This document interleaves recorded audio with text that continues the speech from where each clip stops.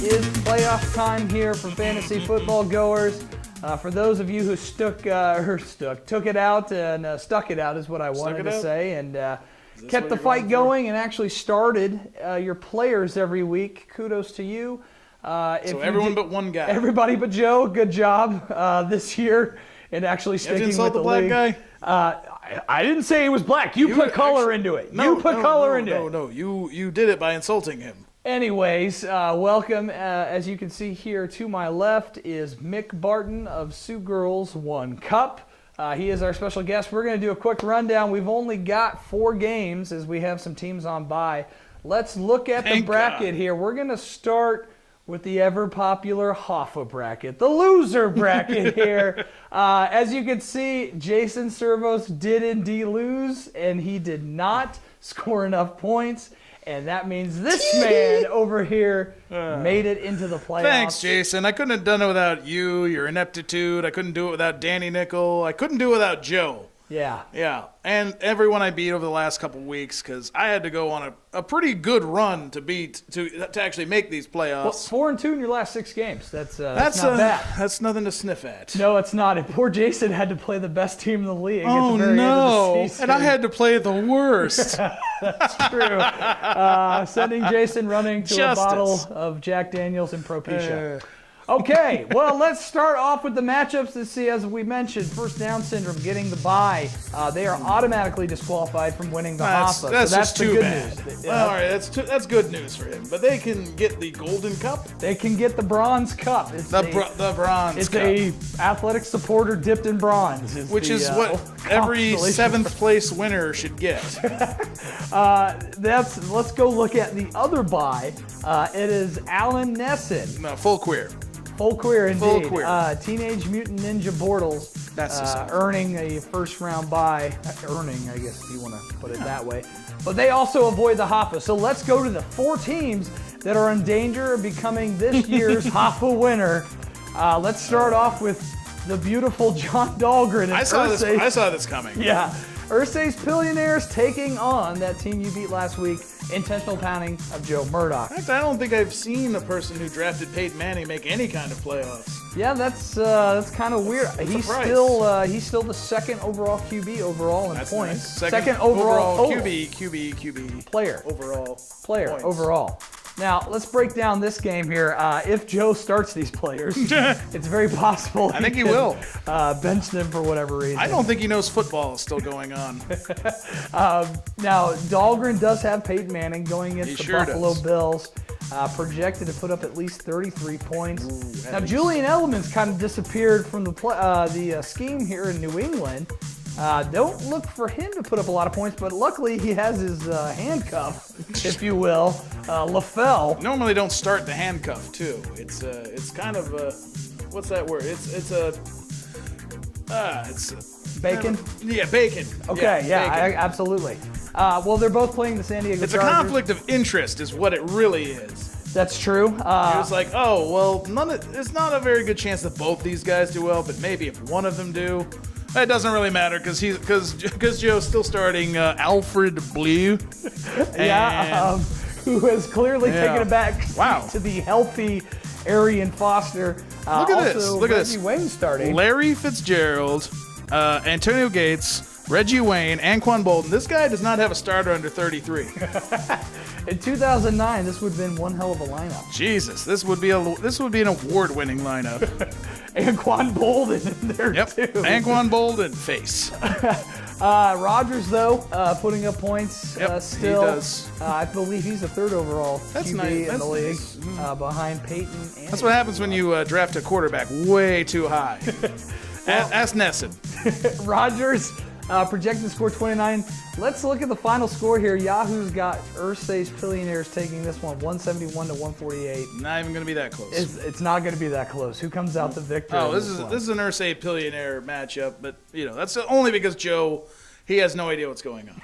Okay, so you're saying Joe is going to put himself into the Hoffa game. I don't think he understands the severity of the Hoffa bracket and what that will do to his house. Yeah, I don't think he does, but he'll have to take it from the cold, drunk, dead hands of our previous Hoffa Award winner, James Yarnell of the Woolly Mammoths, the worst team in the league. This describes James' season. Record. Yeah, scored the least amount of points I think ever in real life. Let's pile it on. You can. Okay. Let's pile it on here. James Yarnell, 1-12. No Tommy Lee. Last week, no, he's no Tommy Lee. No Tommy Lee. Last week lost to Jack by .49. That is a heartbreaker. Definitely a heartbreaker for sure. And just to not be that team that only has one win and to beat the number 3 overall. It's really hard to be the Raiders. It would have been exactly. James is the Raiders of this league.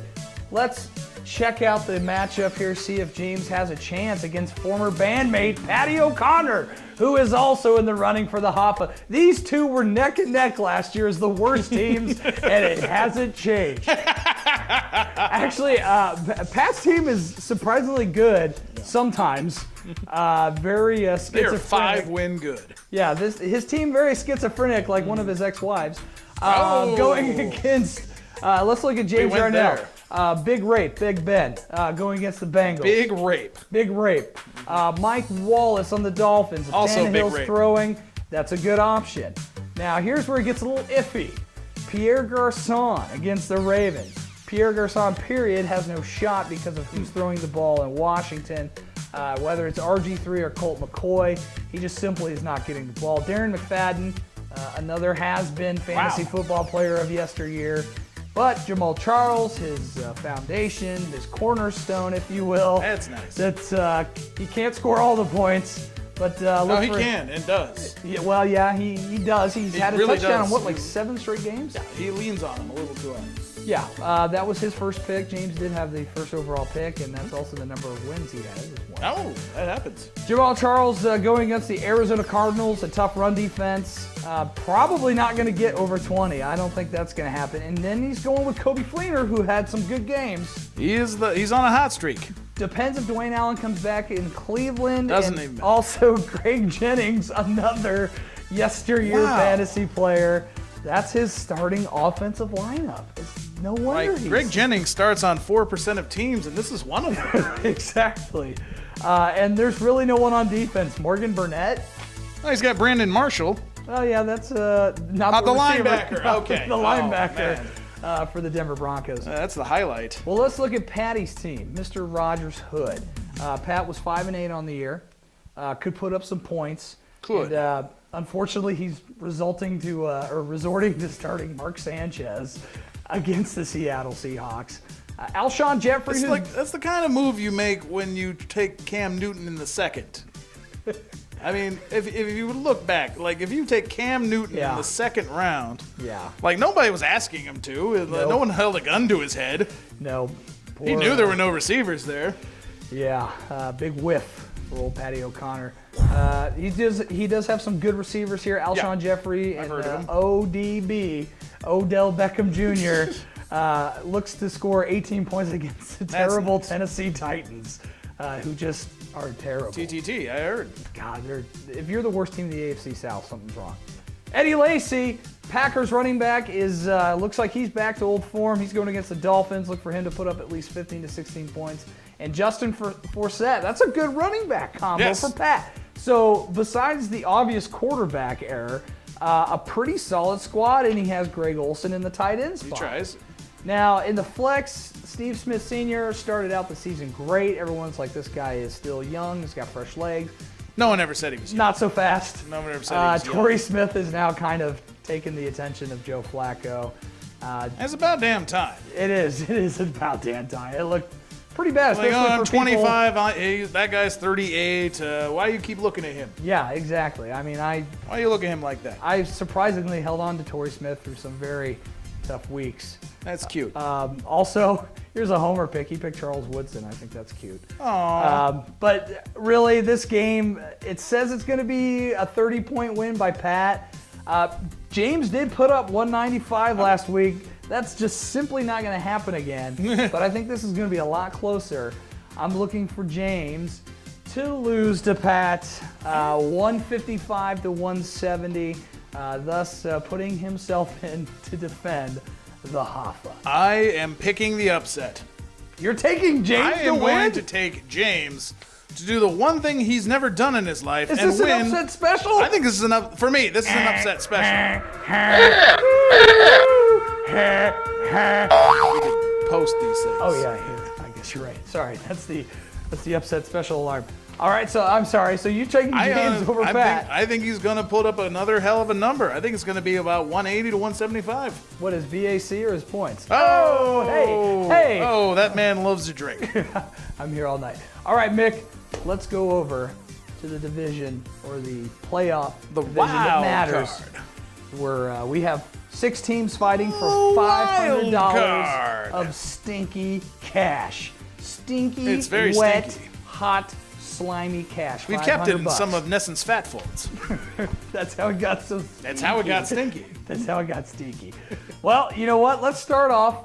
Let's start with the most interesting matchup, the 4 versus 5. This is always the best. These are usually good. 2 8-5 teams on the year. Avalash Reddies, Judas Beast Mode taking on Eric DeVault. He made the playoffs. He's well, in. of course.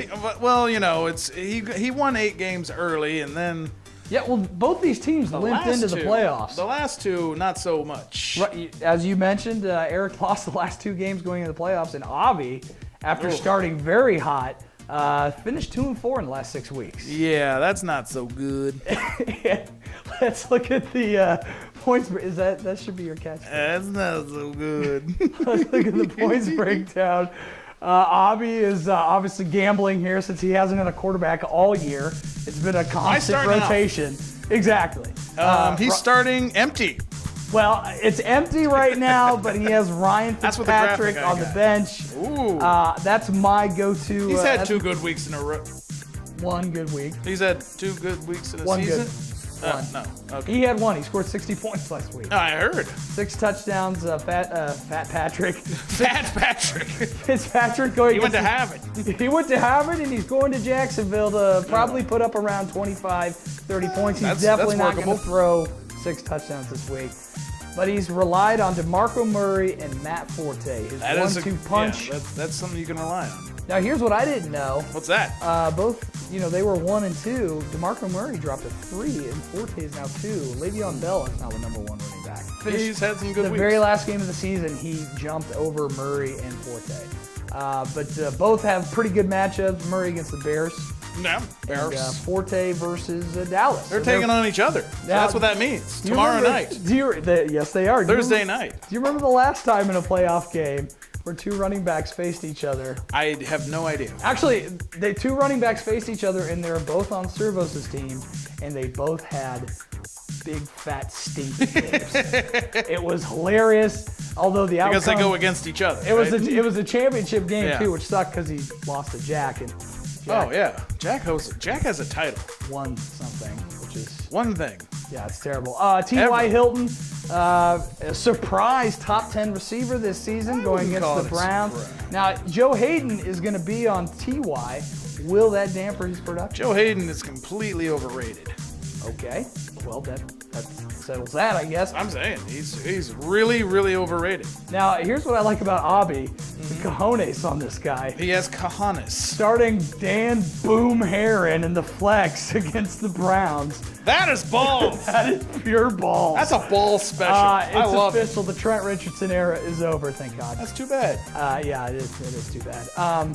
And ignore that last part because that's not true. Are you sure you don't think that Trent Richardson is going to go really hard against the team that traded him away this weekend? He's going to go really hard warming up that bench for the other players.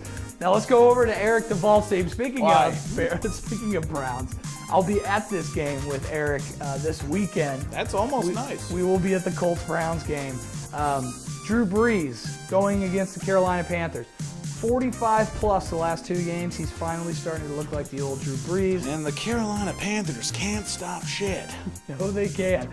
Do you think Drew Brees puts up another 40 burger? I think what he's projected to get 35. That's more likely what's going to happen because whenever Drew Brees gets on a roll, suddenly like someone shoots him in the leg, or I don't know, he stubs his toe on the sideline, and then suddenly, a hurricane, knocks out half the stadium. Something like that happens, and things just get weird. Yeah. And he's probably only going to put up 35. That's a safe bet. But they are at home. They are at home against the Carolina Panthers. Also, speaking of at home, Alfred Morris. I don't think you know what this word. Alfred Morris going against the St. Louis Rams, who have a surprisingly good defense and team this year. They just beat the Raiders 52-0 last week. Alf is looking to get some touchdowns in this game and just take the ball away from Colt McCoy as much as possible. Might get 14, 15, 16 points around that area if he gets a touchdown. If he doesn't get a touchdown, then he's not going to get more than 10 points. Because he doesn't catch the ball. No, he doesn't.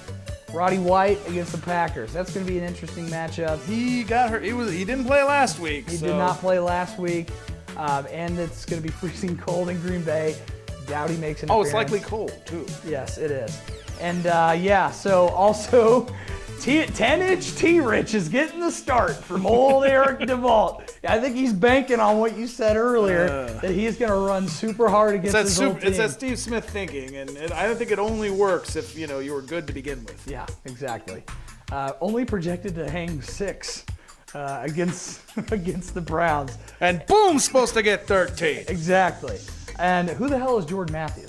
He's a rookie. He's a rookie out of Philadelphia. He's actually come on really strong the last 4 or 5 weeks or so. Yeah, he's been kind of just out of nowhere. He's going with a hot hand against the Seattle Seahawks. Everyone tried to stop Macklin, who had an amazing first half and is kind of the second. Yeah. How was it? Okay. I'll record that and play that. Thank you. Now here's the problem for DeVault. Isaiah He has Crowell. more than one problem? Crowell for the Browns, injured, out, not playing. No. Julius Thomas, questionable, did not practice. Oh, God. So if those 2 players do not start, Abalash Reddy is going to have an easy victory and play the winner, or play me, I guess. Play me. The winner of this game will play me. I think Abalash, I don't think, obviously Crowell's not going to play. I think Julius Thomas does play, but I just don't see Abby losing this game. Eric DeVault is the lowest scoring team in the playoffs in this bracket, and I think it's going to continue. He's going to lose his 3rd straight game. I like beast mode in this one. What do you think? I'm also picking the beast mode just because I hate Eric. Okay, sound logic. What did he do to you? I don't know. There's something about him that bugs me, like breathing. The way he breathes. Yeah. It's kind of a now let's go over to the much anticipated matchup between Dick Farton and Jack Molitor of Over the Tannehill. So I'm going to be completely impartial on this one. Fuck Jack. Okay. I'm going to start there. Fuck Jack. Let's get started here. Now, your team is healthy finally. Yes. If I were in Jack's size 5 girl shoes, I would not want to be playing you right now as the 6th seed. Nobody would want that. Tom Brady, AJ Green healthy. Fine. Arian Foster healthy. Jimmy Graham healthy. Although he did not get a single fucking target. Dick last week. He did not get a single target last week. Which that's not going to be the case. They're probably actually going to go over the top to try to get him as many balls as possible. And it's Carolina. Exactly. It's a division game. Now, out of the players I mentioned, Mick, which ones were you most excited to have back? Oh my God! Just having Jimmy Graham and AJ Green at the same time because your 1 and 2 pick, right? My number 1 and 2 pick because they were out for a good 3 weeks together, and then there were 4 or 5 weeks where I only had one, and those were coincidentally my worst weeks. I mean, until last weekend when you did some dominance, I had the highest scoring game of the year, and that makes me a little sad. But that's okay. You know what makes me really happy? What's that? The matchups my team has this weekend. That's true. Oh my God. Brady against the suck-ass Chargers. Yep. Oh. Arian Foster against Jacksonville. Oh, that looks good. That looks yummy. Oh, God. AJ Green plays well against the Steelers, too. Yes, he always does.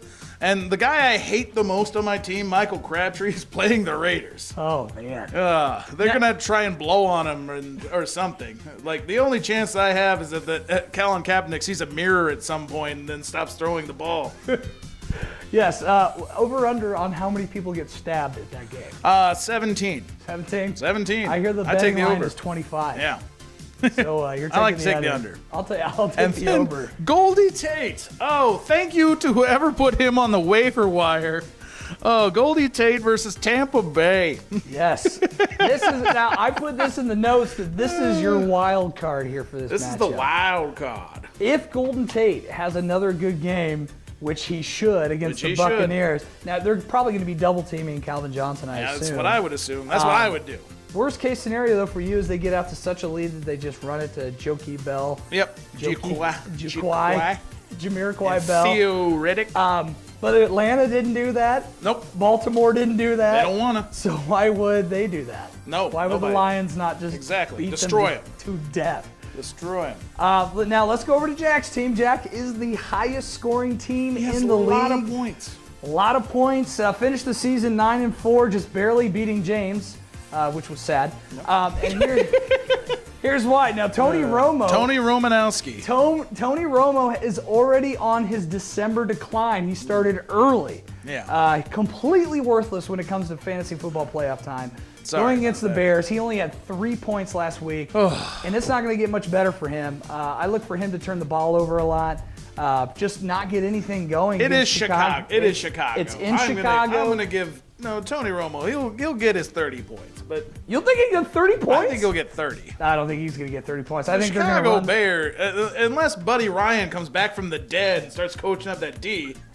I look for at least 20 points from Romo at the most. They're probably going to run into DeMarco Murray a lot. Yes. Demarius Thomas against the Buffalo Bills. That's going to be bad. The number 2 overall receiver in the entire league. Yeah, I'm going to sweat through that game. But Manning probably going to hang some points on them. Now, Julio Jones, part 2 of the three-headed monster against the Packers outdoors. He could be great. He could be Matt Ryan shitty. It depends. It's going to be really cold out there. Yes. And while he did like 40 points last week, let's go with 15 here. Yeah, that's a safe bet. And the third cog in the three-headed monster, I guess, Randall Cobb, who's come on here. If Jordy Nelson's not having a big game, Randall Cobb is. 3 top 10 receivers on Jack's roster going against the Falcons there in Green Bay. And here's where I gave you a wild card player.